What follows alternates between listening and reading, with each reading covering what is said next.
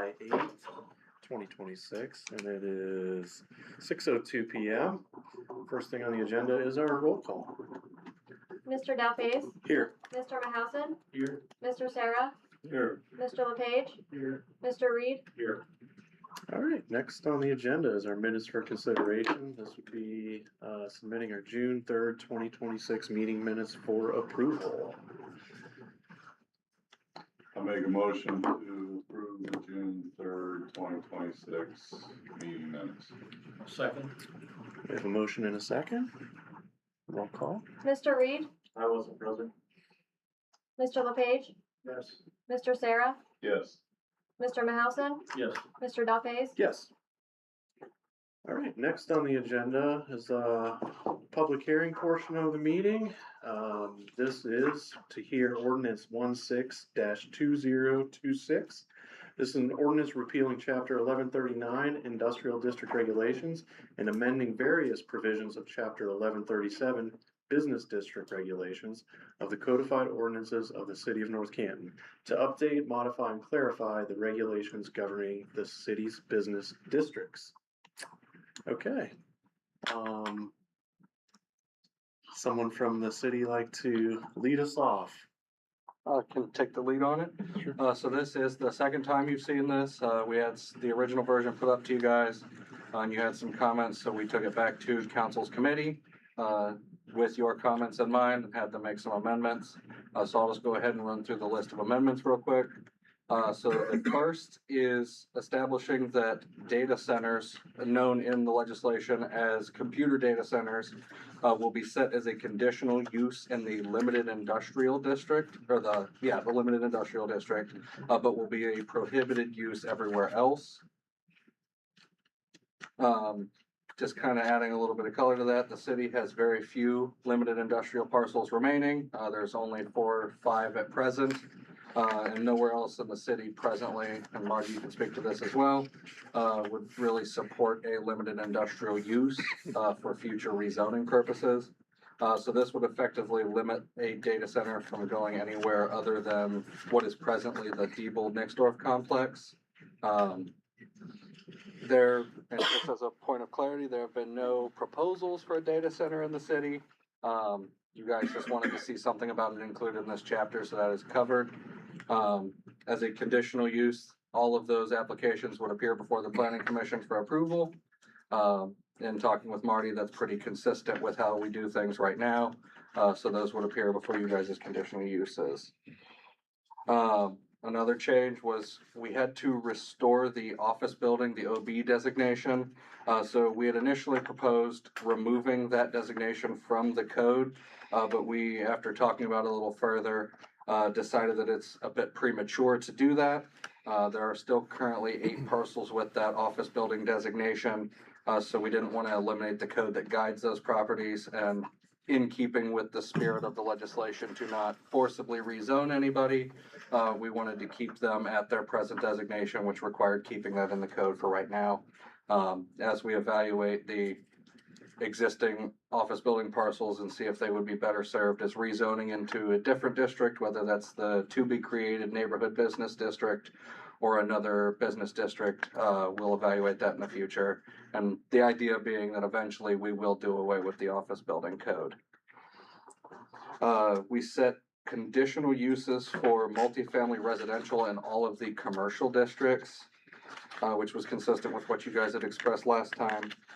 We set conditional uses for restaurants in the limited industrial district. You guys had mentioned that as well, so we took that to council. They were on board with that. And we set a conditional use for everything in neighborhood business that was not otherwise prohibited. So anything that already had the existing non-permitted definition in the code, kept that. And then anything that had a permitted or conditional use was just automatically set to conditional. Anything in the future that would be rezoned to neighborhood business, and any development plans submitted would appear before you guys in anything going in a neighborhood business district. Live work units would be permitted in the office building, neighborhood business, GBA and GBB districts. and would be prohibited, or would be conditional in the limited industrial. A limited, or a live work unit would be where the lower level is a business and the proprietor occupies a residence in the upper level. And a permitted use established for commercial kitchens and catering services in the GBA, GBB, and limited industrial district, and prohibited in the neighborhood business and office building. That's pretty much all of the changes we made. Marty, if you want to add anything else, you're welcome to. No, you did a great job covering that. Thank you, Liam. Okay. Thank you for the summary on that. Absolutely. Any comments from commission members?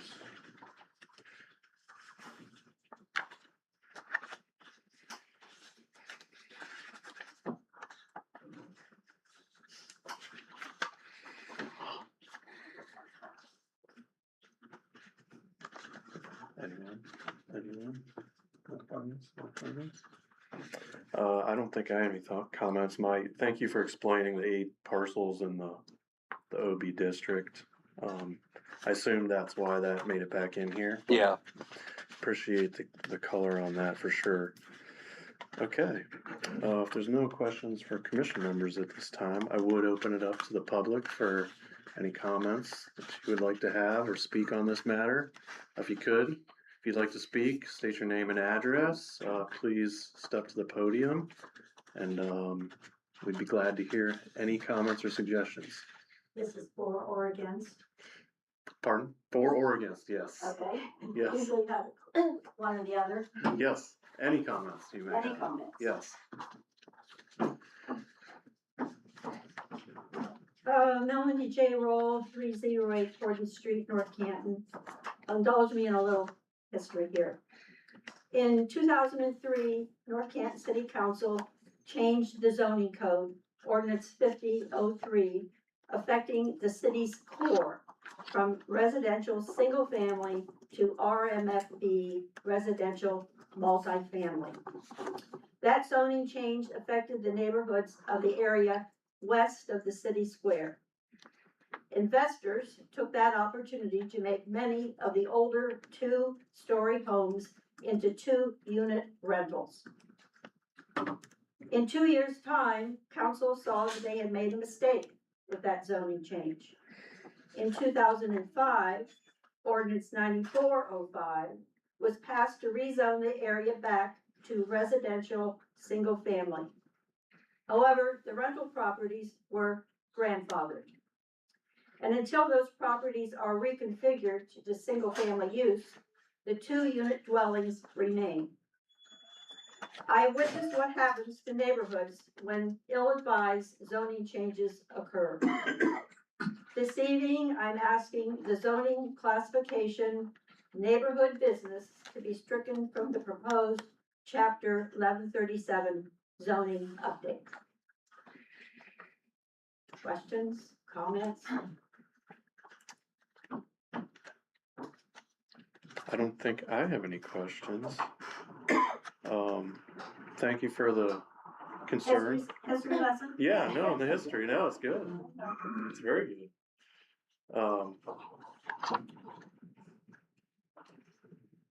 I would just, my only comment would be, I think the intent of the creation of the neighborhood business district is that we have a somewhat substantial difference currently from GBA and GBB business districts down to residential properties.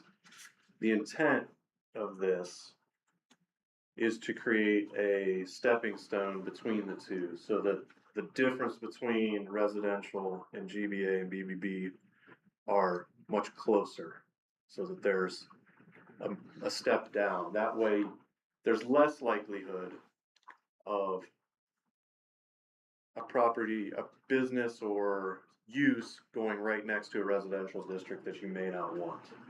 So that is the intent of the neighborhood business district. So I just want to, just that is the intent of it. I just wanted to bring that up because we did talk about that a lot last month, sorry. regarding the creation of this, so. I would just say that always the intent is not what Sure, happens. understood. Okay, anyone else from the public like to speak? Want me to stand? Sure, or, Lisa Mott, City Council at Large. We did talk about this in committee, and at the time, of course, in committee, there's no opportunity for public speak, so Ms. Roll and others were not able to come to us with those opinions. We did have great dialogue, and we did make the edits that we uncovered. One of the conversations held that evening, our deputy administration person, Jason Segedy, did clarify for us at council that it was perfectly acceptable for us to skip this update and not include the NB district at this time. It was an option thrown out at us. Without any input from the city after that conversation that evening, we moved forward with the changes that you have in front of us. I will stand on my own word here and say that I have been contacted by at least one or more constituents since then. I have reviewed this further at this time, and I too would fully support that we leave out the NB district in this update. I'm not certain that there's an urgent need for it at this exact moment in time. The city is going through a lot of significant decision-making processes right now at the council level, and this is one of those that I would prefer to have more time to consider adding in the brand new district. And maybe have more input from other constituents who have more about sentiments. okay, thank you. Any other members of the public like to speak?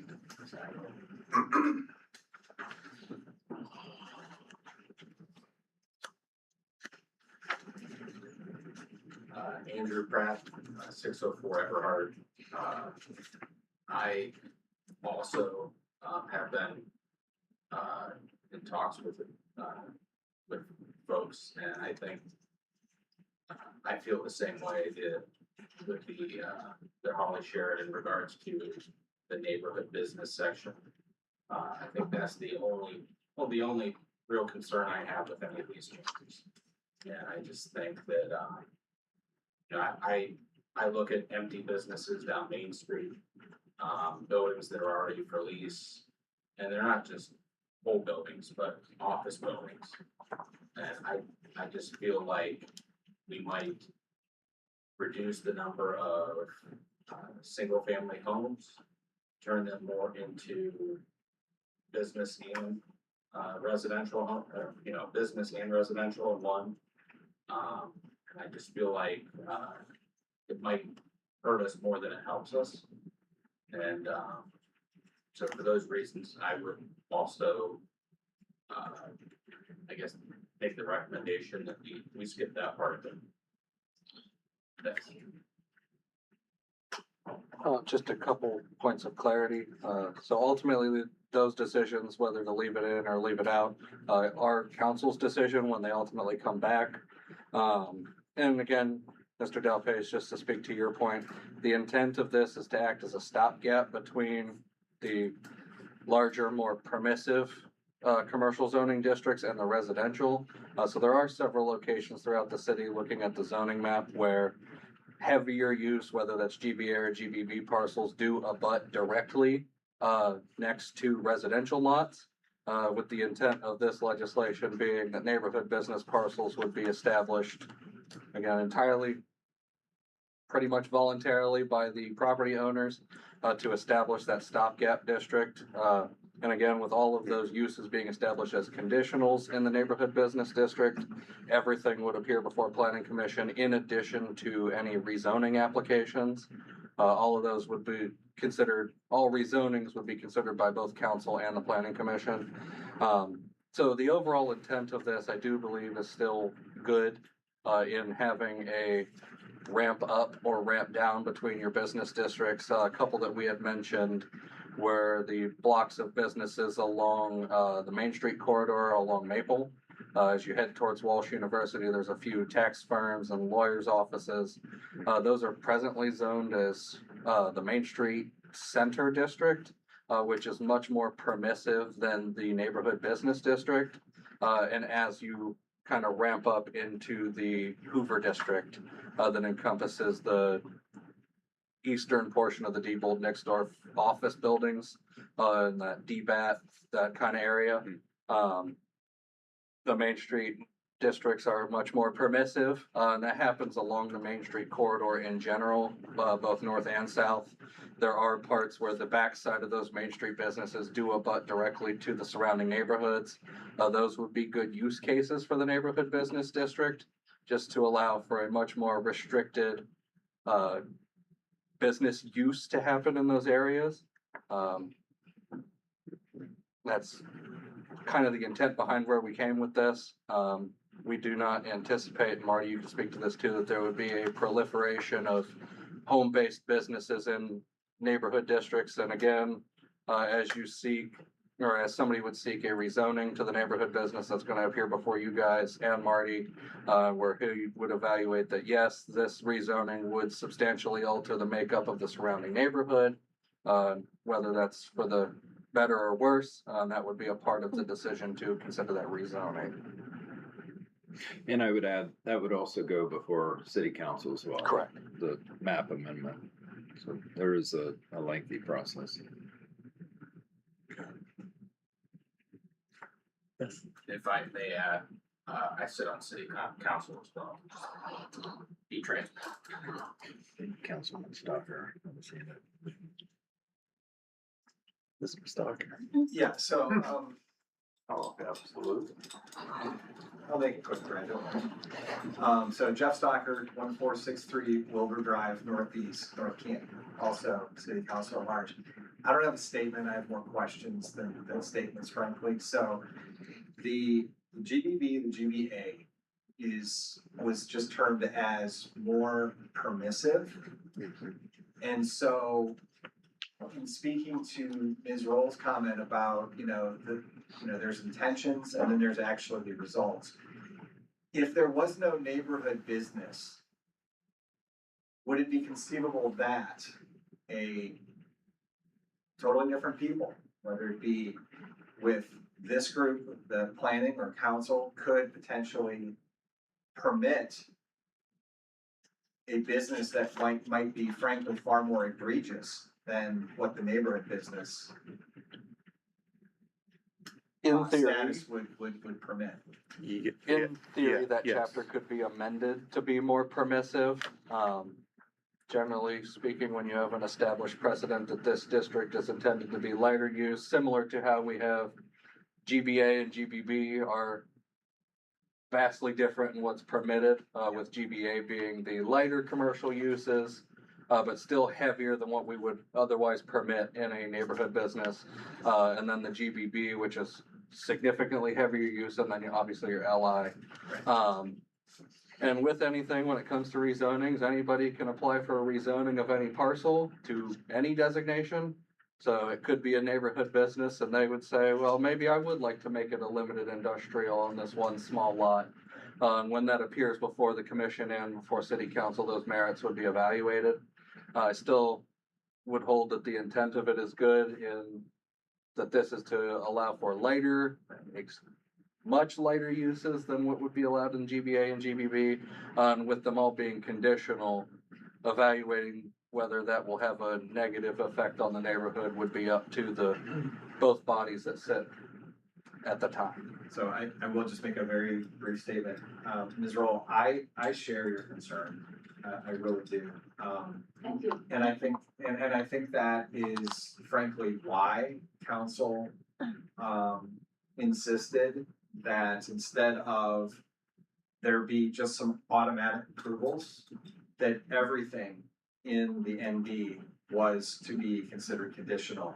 So not only do you have the planning commission to approve, but now there's also council as well. So it's a twofold safety net, if you will. So I would not want a lot of businesses being next to my home, and I share that. But I would very respectfully say that I do feel that after a lot of consideration of this and attending multiple meetings, I do feel that it's appropriate. So, thank you. Yeah, to your example, just an example, a couple examples. If you have a GBA lot currently next to a residential lot, a bank could go in there and it would be permitted. No questions asked. That bank could have a drive-through. That could be right beside a house. Same thing with membership sport fitness club. Somebody could buy that lot, put a building on it that's a fitness club.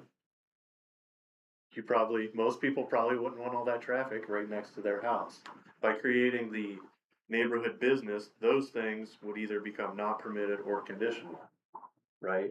So it's like you had tried to explain, it is meant to be an in-between to ease that so that everyone has a chance to look at those things instead of being permitted right off the get-go. So, That's a good welcome change. yeah, and I guess my question is for some of the council members here tonight that have heard concerns or have concerns, is it possibly that it's what it's called, that it's called neighborhood business? Just merely the name of it if you're a homeowner, just hearing neighborhood business might imply that, oh, you're gonna make a district that's right beside my house that allows businesses. I don't think the name has influenced me. Okay. I think it's just the sheer fact that a resident, I just wondered maybe the I'm residents, picturing- Yeah, I you know. picture a scenario where I wouldn't want a dance studio opened up next to my house, because sure, the initial conversations around this were like, oh, these are intended to be 8 to 5 businesses. But a lot of the things that are listed here that would be conditional, they all have to come in, yeah, are businesses that will extend beyond 8 to 5. A dance studio could have lessons well into 9 o'clock tonight. Sure. Right, we have kids and things after school. So there's things on the list and the land use categories that fit outside of normal business hours, and they're in this NB district. For me, it's more of that. I just don't want to interrupt the residential quality of life. yeah, understood. And just back to what I had commented on, the dance studio is a prime example too. If that's a GBA lot now, it's permitted. So the intent here is to possibly make that NB so that it's conditional and then it gets reviewed. Because right now it won't even be reviewed. And then when somebody moves out of their home, it remains that forevermore, correct? Right. Correct. Yeah. So, yeah, I do understand understand the concern and everything. I understand both sides of that. Yeah. I'm really just representing the constituents. Yeah, no, understood. Can I ask? Yes, And then with that, the next person that moves in, as long as it's the same like use, they don't have to go through any permission process. right? correct. Yeah. And Mr. Delpez, Whereas if it was conditional, that would appear if it before the changed, board. if it changed hands, then it would have to come back again. And additionally, and Mr. Van Gundy, I don't know if you want to add to this, it's not been extremely common that residential parcels are rezoned into commercial uses. It's more so that commercial uses transition into other types of uses. I wouldn't envision a significant run on, I'm gonna rezone my residential parcel into a commercial lot that will stay a commercial lot forevermore, because then that does preclude most residential uses. So that house that looks like a house and without knocking it down would still look like a house, would be a really out of place looking commercial use in most characteristics. So it would be more that existing commercial lots would seek rezonings into the neighborhood business district or would otherwise be rezoned to be that more limited dialed back use with everything being conditional that would appear before the board and city council as well. And just a reminder that this is merely creating the district.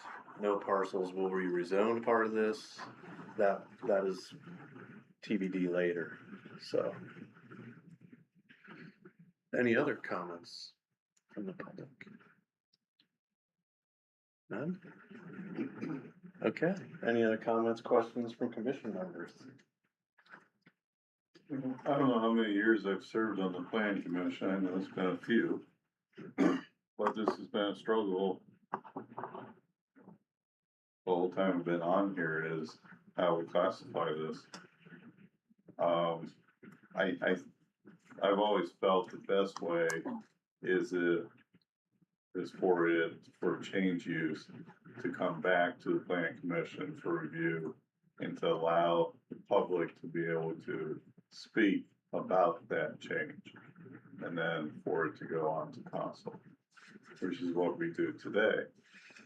So even though I agree with some of the comments stated about the neighborhood business, the reality is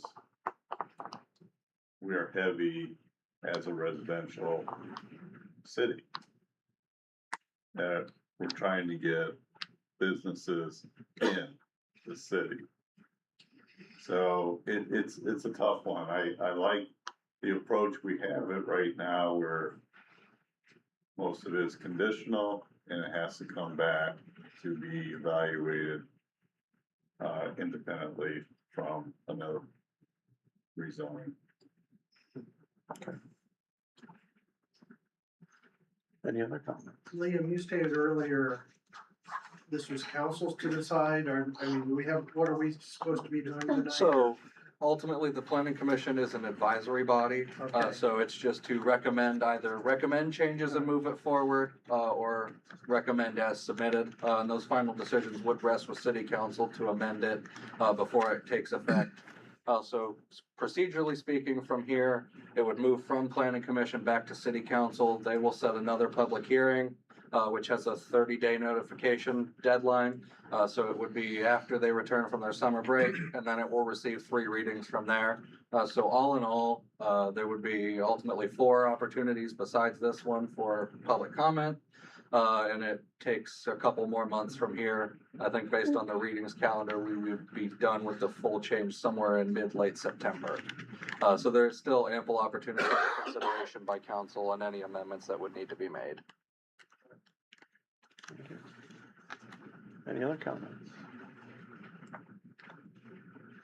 If there's no other comments from the public, Mr. Pratt? Either way. And, I guess just, Andrew Pratt again, council at large, 604 Everhard. In all of your professional opinions, do you think that we would have an increase in likelihoods of businesses going in next to existing homes by doing it this way versus, the likelihood of a business like a bank that was mentioned going in next to something? What's more likely to happen?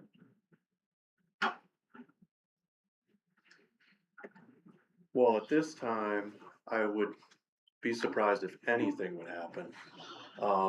Because they would have to come in and get rezoned for that.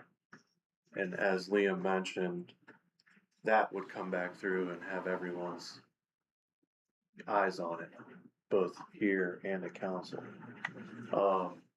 Now if this was implemented and then the city took a look at rezoning some properties, I don't know if it would change any of that. I guess it would depend if properties were rezoned from residential to this, or if it was more of rezoning a GBA to this to make the step happen.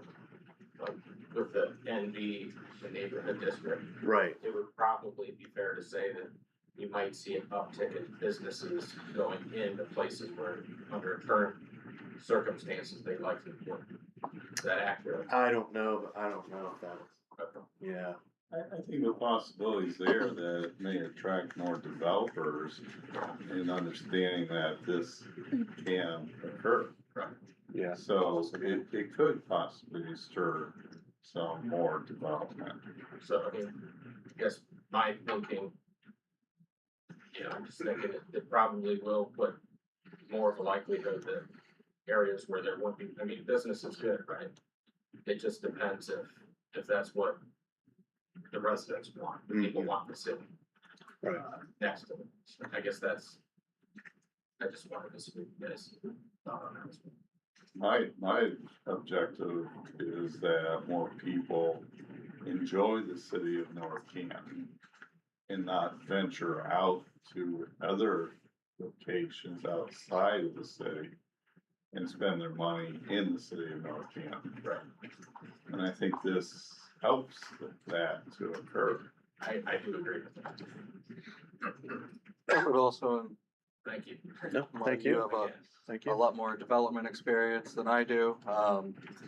Development doesn't exactly happen in a vacuum, and it does consider the surrounding infrastructure. I would not imagine that somebody's going to take for example, a lot that sits in the middle of a residential street and turn that into either a neighborhood business or any other use. Of course, they're free to apply for it, but whether city council and or the planning commission would recommend that is a completely different story. And Right.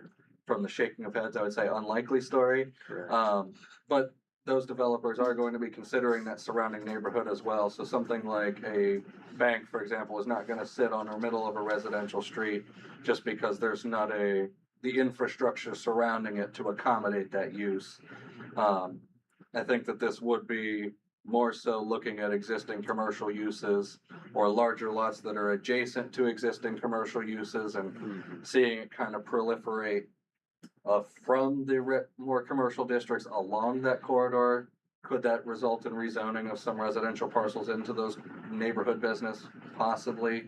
But again, with this being a lighter tier of use, I would say that would be better for the remaining neighborhood that would be there after that development is complete. Given that with those all being conditional uses, everything would appear before the board. All of those have opportunities for public comment. Especially for rezoning of a specific parcel or any sort of use change. Those are direct notification to the surrounding 200 feet. So everybody that would reasonably be affected by it would be notified, would have ample opportunity to speak on it. Unlike tonight's meeting where this was the text change in and of itself, we don't message the whole city, we just put the notice out about it. The people that would be specifically affected moving forward would be notified, would have their opportunity to speak in favor or against. But again, I don't see this being a proliferation of businesses in tightly packed neighborhood areas. It would be more adjacent to existing commercial use. Thank you, Lee. Okay.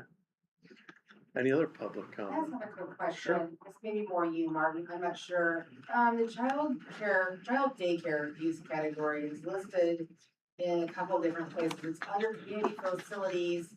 It would be not permitted under the NB district. Under accessory uses, it would be conditional or accessory. What is the difference between those two? So if I have people dropping off 6 kids at my house currently, and I babysit them in my basement that I converted to Toys R Us.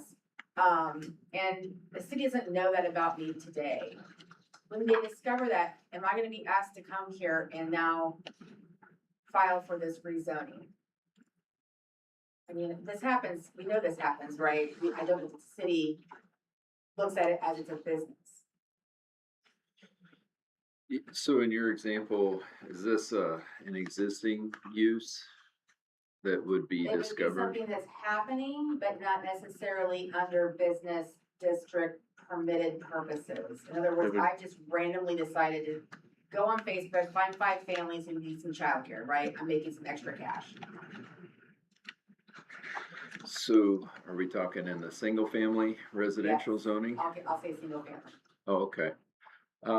So there are exceptions for the smaller daycares in there. So we get into a couple different aspects on the zoning is, that also gets into a home occupation type, which is a conditional use. But typically, and there's a couple exceptions to consider, not to get too far into the building code, but the building code also has some exceptions where that 5 is a key number on that, as does the zoning code. But effectively, if they have obtained that conditional use, that would it be in perpetuity for that. If they have not obtained that conditional use and it's discovered 6 months from now that someone is doing this in their home, then what, they come here and now they're filing for NB? No, so if it's residential and it hasn't changed, effectively, And then, as you mentioned, they'd started without going through the approval process. Effectively, they would just start the approval process as though they hadn't started on that. So it'd be starting over from ground zero. They would apply for, as a home occupation, as a conditional use, right? Okay. And if they were exceeding that, they would either have to dial it back to meet, Right, to fit into that, right. or they could say, well, I wanna exceed that. And they could apply to be NB or whatever they wanted. Okay. But then that would be reviewed by not only the city, but also Yeah. if it came to here and then got on to council, then they could, as Liam mentioned, someone in the middle of a neighborhood and they say, hey, I wanna put a business in here. I don't think that's gonna make it very far, No, right? we'll have to wait eventually. Yeah, right, so, now if they're on the edge, that might be a different story, right, so. And at the staff level, when we do get those inquiries, we do let them know does this have the potential of being successful through planning commission? We'll let them know if it is yes or no on that. And sometimes you get into where it could be, and we just really don't know how the outcome is going to turn out on that.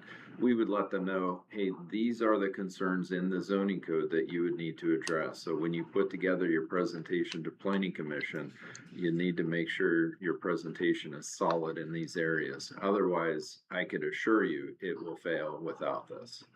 And so usually, whether it's planning commission or zoning board of appeals, we do the same thing. We'll, sit down and have that consultation with the applicant, and let them know what they're up against, whether or not, we think it's successful, or if we think it'll fail, or if we have no idea, we'll tell them that too.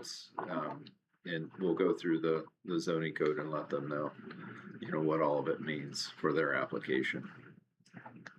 You're welcome. You're welcome. We have had that situation or approaches in the past. Really? Of certain businesses that was in the residential environment, and if they go through the formal process. I can think of one, I won't say where it was, but, so those things have come across and been reviewed individually. So this isn't gonna change, it'll be the same. Okay. Any other comments? Okay, if there's nothing else, I would entertain I a would like to motion. make a motion to approve ordinance 16-2026. We have a motion. I think that these modifications, put the guardrails in place to protect residents and as well as promote development, so I will second that. We have a motion and a second. Roll call, please. Mr. Reed, Yes. Mr. LePage, Yes. Mr. Sarah, Yes. Mr. Mahousen, Yes. Mr. Dafes. Yes. Okay. All right, that concludes, I think, our only agenda item tonight. So if there's nothing I'll else, make a motion to adjourn. we have a motion to adjourn. I will second. All in favor? Aye.